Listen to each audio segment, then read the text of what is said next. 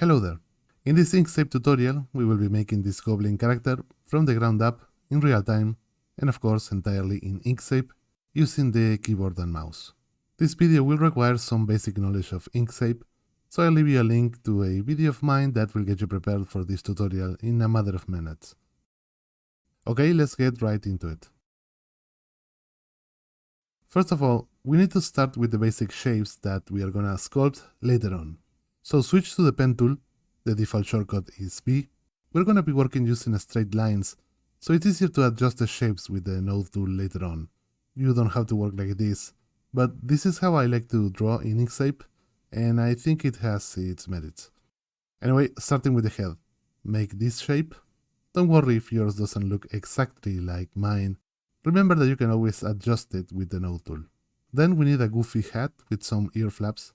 Again, don't sweat the exact shape. You can always adjust it later on. The body is gonna be just a trapezoidal shape with the bottom wider for the belly. We need two legs that are gonna be a bit bent. We're gonna end up adjusting them later on, so don't sweat the shape too much. I want some sloth type of arms that hang at the side, so draw this shape for the two arms.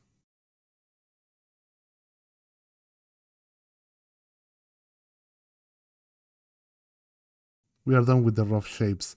We're gonna transform these into the final shapes in a moment, but for now the one thing to keep in mind is to make sure you can clearly notice the separation between the four limbs. You want to be able to make out what's happening in the bottom easily. And for that, you need to not be too much overlapping. But before we start sculpting the shapes into form, I would like to remind you that I make Inkscape and illustration tutorials every week. If you're interested in this type of tutorials, subscribe to the channel and hit the bell. Also, don't forget to like and comment. It helps the channel a lot. That's it, continuing. To be able to sculpt these shapes, I want to be able to see the order of the shapes, and to do that, we're gonna give it some color. Here I just picked this gray one, but any color will do. And by giving it color, we can clearly see how the shapes are out of order for the most part. Let's fix that. We could use these buttons here in the tool controls of the object tool, but I think it's always more useful to learn the shortcuts. So, using page up, page down, or home and end, adjust the shapes so they have the order that I'm giving it right now, with the limbs behind the torso, but the torso obviously behind the head. We might need to change the order later on, so you should try to commit these shortcuts to memory. They are some of the most important ones. Let's get to work on the shapes now, and the first step is to smooth them. To do that, I'm going to use a little feature of the program. So switch to the node tool, the default shortcut is N, and holding Shift, drag from each of the nodes to pull out the handle. This will smooth out the shape in a very controlled way. You will have to pull both handles from each node to make the transition smoother. As you smooth out the corners, remember that you can and should be adjusting not just the handles, but the position of the nodes as well, so it looks more like what you want.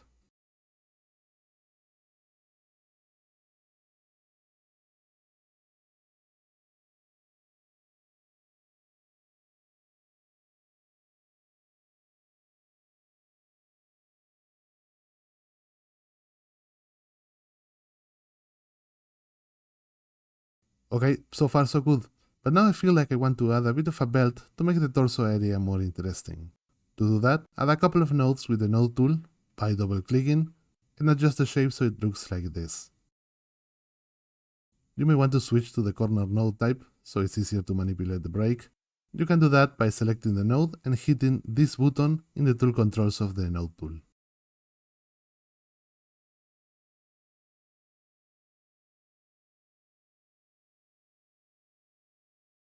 I think something is missing here at the back. I think perhaps the sleeve of a shirt would look nice. Just switch to the node tool and make this trapezoidal shape. I added a break here because I thought it would look better than just a simple straight line. Anyway, after giving it a feel, set it to be below the body but above the arm. To sculpt the shape, we are gonna round off the bottom with the node tool and adjust some node positions like before. We need a belt. So with the pen tool, Make this rectangular shape on the area where you added the nodes.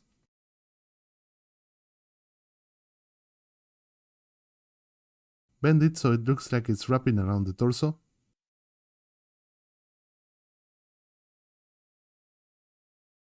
Give it color so it's easier to see and adjust it so it looks nice. And notice that I'm bulging out the belt at the corners. This is so the silhouette has this clear change in planes, and to me it looks more interesting like this. Make some adjustments to the shape if you feel like you need it. Remember, we want to avoid unnecessary overlapping, so it's more clear. I feel the belt needs some simple buckle, so grab the ellipse tool and make some squash down ellipse. Place it to the side where the center of the torso will be, and squash it horizontally with the black arrows, if you feel like it needs it. I want to give it depth, and the easiest way to do that is to duplicate the buckle with Ctrl D, and then send it below the other shape and a bit to the side. And that's all for the buckle for now. The torso needs some kind of detail, so what I'll do is to give it a scarf or bandana around the neck. This is gonna be easy to do. Just draw a triangle with the center point in the center of the torso.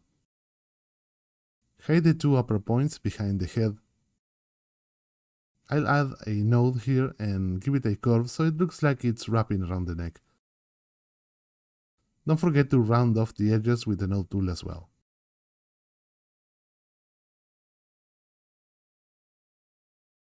Next, I'll use a stroke coming out of the point we made earlier to make it look like it's a more complex shape wrapping around the neck.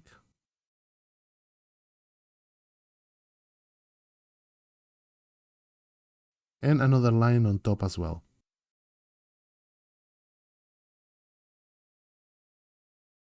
Add a line here in the middle of the torso. Later on, this will be another shirt that will add more detail to the area. But now I feel the legs need something to make them look more like legs. Let's add some kneecaps. These are gonna be just two C shapes added on top of the knee. If you give them feel and connect the lines, it will look like proper kneecaps.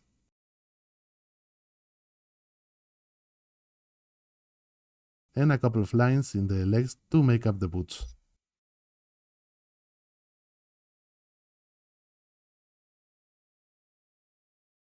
It will be nice to see a bit of the arm in the back, even if it's behind the torso, so adjust it so it shows.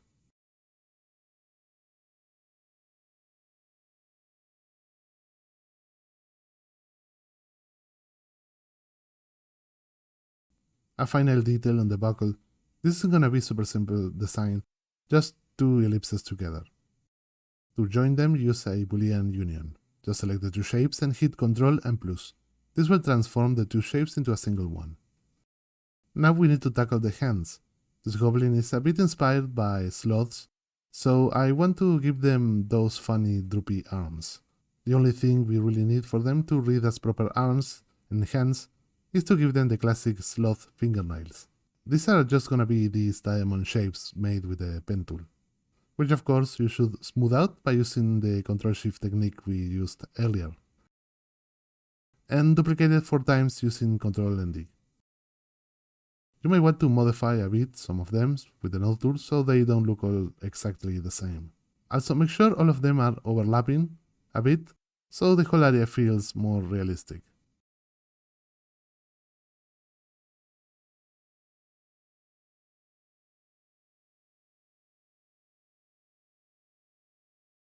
You can duplicate all of these fingernails to the other side if you want, instead of doing them all over again, though you should do what I'm doing here and mess with them so they won't look like an exact copy.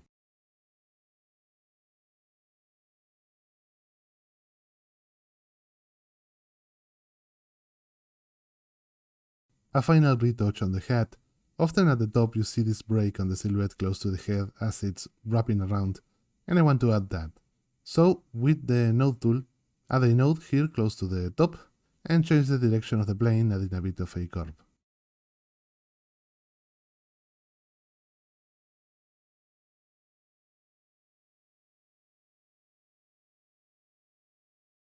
And we're basically done with the character. All that's left is the head. But before that, I want to make some final adjustments to the shapes. I cannot guide you through this step because this depends on the specific things you like and dislike about your drawing. Here I mess around with the location of the legs and the overall tilt of the character, or the length of the hands. This is a step you're gonna have to go through before adding color and light and shadow, and it's all about using your eyes and see what is not working with your drawing.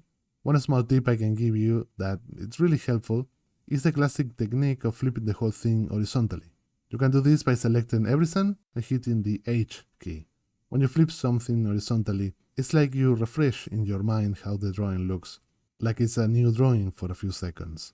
This will allow you to see problems that you may have not noticed before because you gotten used to the way the drawing looked. It's a nice tool to keep in mind, and you see me do this a few times throughout the illustration. Okay, finally the head. I don't have a complicated head planned here, so this is not gonna be hard. Let's start with the eyes. Grab the ellipse tool and make an elongated ellipse.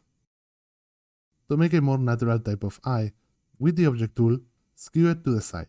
If you hold shift while you click on the top arrow, then the skew will pivot on the opposite side, which makes it easier to control. Duplicate the eye to the other side with Ctrl D, and adjust the skew so it's not as pronounced. Also, scale it horizontally so it's squashed a bit. This will make it look more dimensional.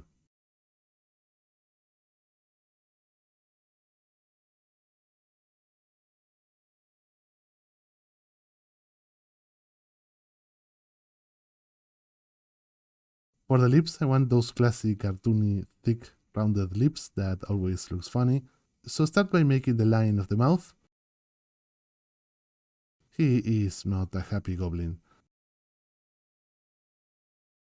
Then with the pen tool, draw a rectangle around it like this. With the node tool, round it off.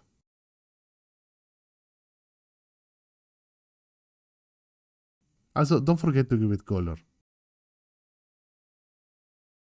Then adjust the shape and location until you're happy with it.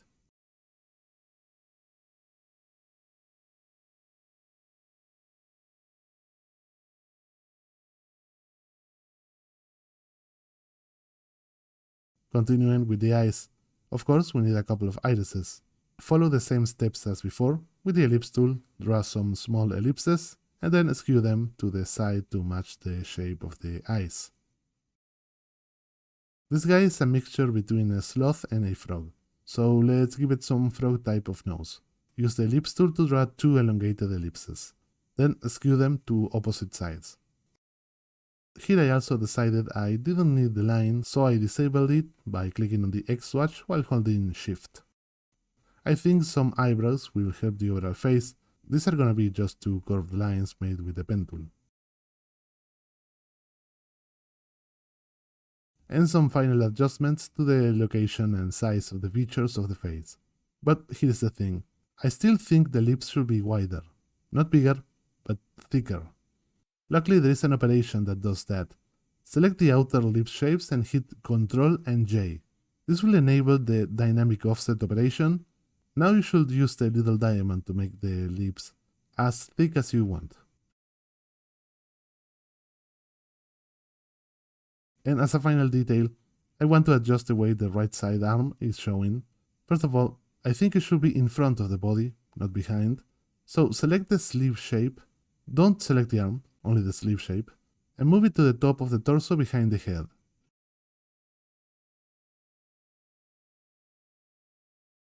Curve the side a bit so it fits better with the torso.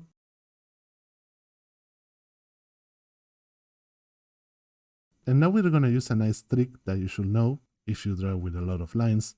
With the pen tool, draw a rectangle in the middle of the sleeve, give it the same feel than the other shapes, but remove the stroke. And this will give the illusion that a segment of the line is missing without having to actually delete a segment, which can be messy down the line. Just try not to forget that there is a shape right there.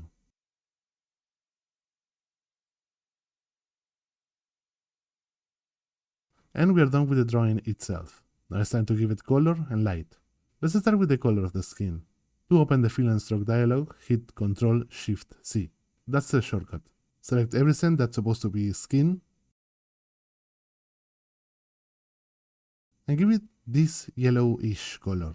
If you want to follow as closely as possible, you can copy the numbers that are shown in the input box right next to the sliders. From now on, every time I set some colors, I'll be zooming right in for a second for you to copy them. For the clothes, give it this color. Don't forget the shape that we made to break the line. Use this brown for the belt, this red for the scarf. The lips should have this color. The eyes, this yellow. And for the irises, this blue. The buckle is not that important, so I'll give them some gray color from the palette down here.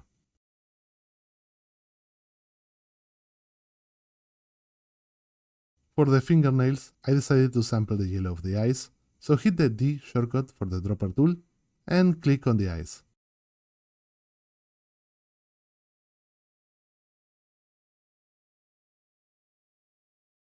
I mentioned earlier that I wanted a shirt on top of the green clothes as an extra detail, and we made this line on the torso to indicate this new shirt. Because the new shirt is stuck to the body, the only way that we can indicate it is by changing the color. The problem is that there's no new shapes on that area to change the color. So what we are gonna do is to make that new shape by using the bucket tool. So click on the bucket tool and make sure hidden the tool controls, this dropdown is set to visible colors. Now click inside the area, and that should generate a new shape that's limited to the inside of the strokes. Also, don't forget to click on the other shoulder that's separated. If you want, you can hit Ctrl and plus to join these two shapes into one, which will be useful if you want to mess around with the colors. Finally, give it this color.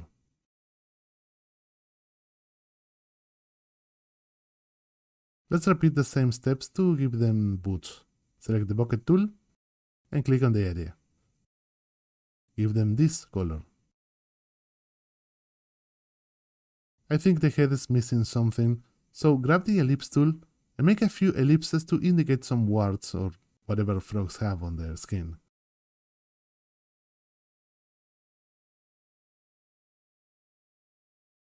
Give them this color.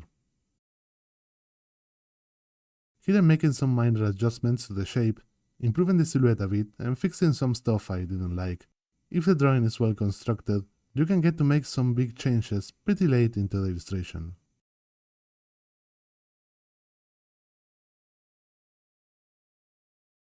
And as a final detail, I'm going to draw a quick line on the hat that I will use on the shadow in a minute. Okay, now for the rendering, adding illumination. And this is going to be easy. We're just going to add some shadow shapes that will add a ton of dimensionality. We want the light to be coming from the upper left, so we need to add some shadow shapes to the right side and also right below other objects as a drop shadow or contact shadow. Starting with the hat, make this shape with the pen tool. Use straight lines, we will round off everything in a minute. Now we need to remove the excess. For that we're going to use another Boolean operation, this time the intersection. Select the hat and hit Ctrl D to duplicate it. Now with this duplicate still selected, shift click on the shadow shape and hit Ctrl and asterisk to perform the intersection. Now the section of the shadow shape that was not intersecting with the hat has been removed perfectly. Now here comes the interesting part. Give the shadow shape this color, but pay attention to the alpha slider. Notice that this time it's not set to 100%, it's set to about 30. The alpha is the transparency of the shape, and lowering the alpha is a very common technique to make shadows. Now you can adjust the hard corners of the shadow shape by using the shift drag technique with the node tool.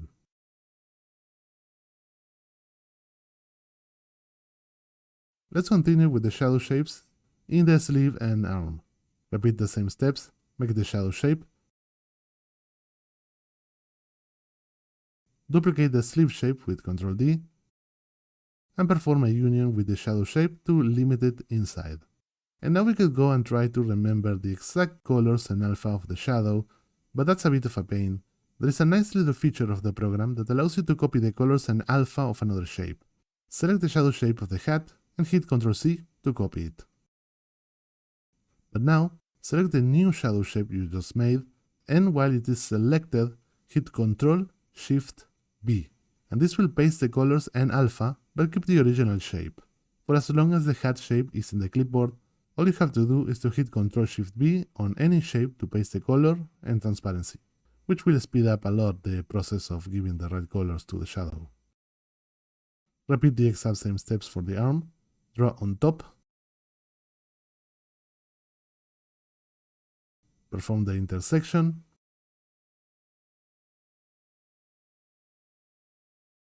And hit Ctrl Shift B to paste the color and alpha of the shadow. For the fingernails, just draw a few shapes on top. There is no need to perform an intersection on each one. Just draw the shapes, and when you're done, just hit Ctrl Shift B to paste the color and alpha.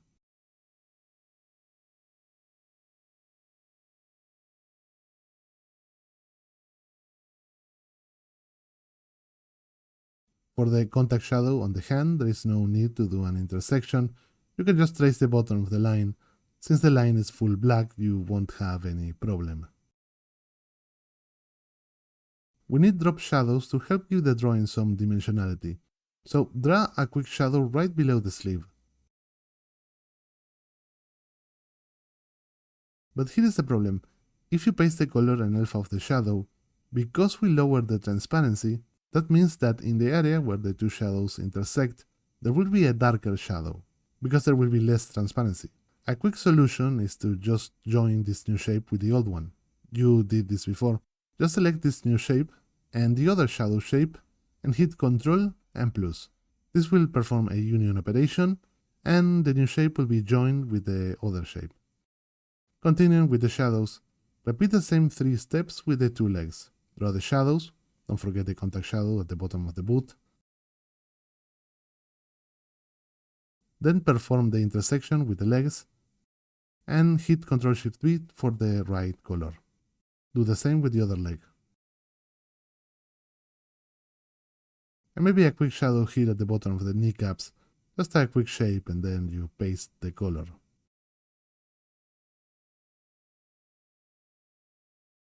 Now let's do the other arm. You know what to do by now. Draw the shape, intersect it in, and paste the color. Now the fingernails just like before. A drop shadow for the legs. Repeat the same steps as before, draw the shape and then do a union with the other shadow to join it.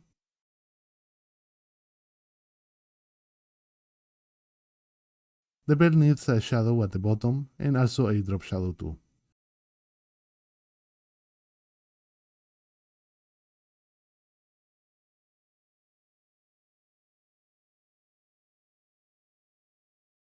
And of course we need a drop shadow for the hat as well.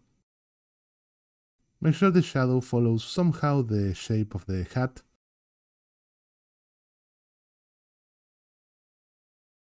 Don't forget that you can send it below the hat with the page down shortcut. Here I decided to make the eyebrows just a bit thicker by using the stroke style tab in the fill and stroke dialog. I just gave it a thicker stroke in the width input.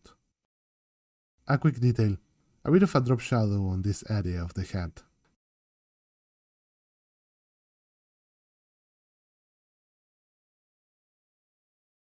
And the eyes having a subtle shadow on the bottom really helps to give the face some dimensionality.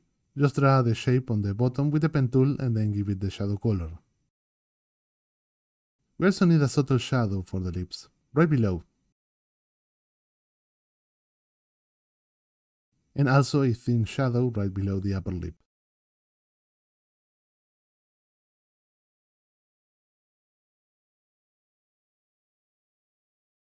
Now for the scarf bandana thing he's wearing, a quick drop shadow.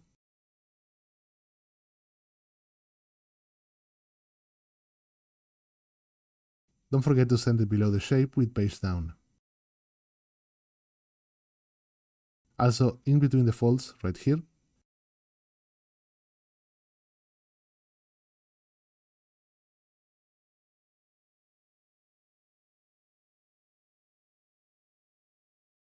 And a drop shadow against the body.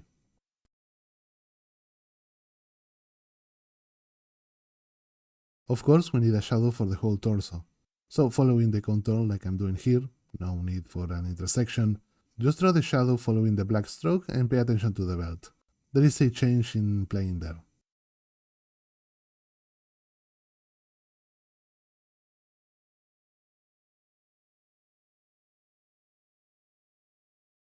Finally, yet another drop shadow to separate the upper shirt.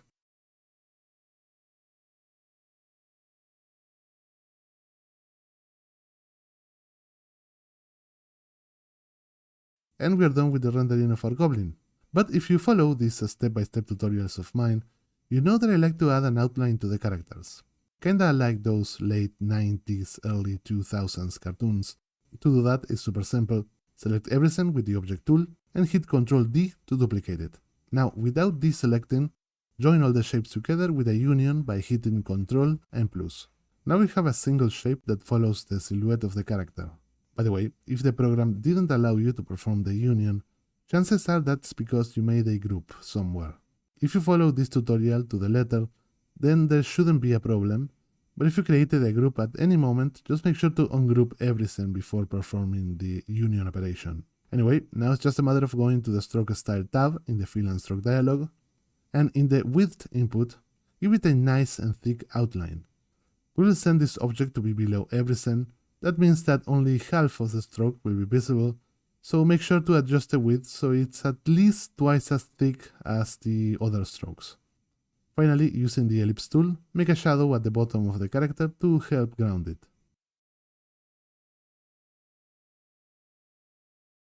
And we are done. But here I did have to fix a couple of things that bothered me. When you make these lines to separate the shapes like I did here on the torso and the boots, some extra unnecessary nodes can be created when you join the shapes with the union. When you give it a really thick stroke, those extra nodes will be much more noticeable and create these very noticeable breaks in the outline. What you have to do to eliminate or minimize those breaks is to go to those areas one by one, select all the nodes and hit this button over here in the tool controls of the node tool. This will join all those extra nodes into a single one, making the outline much more smooth, like it should be.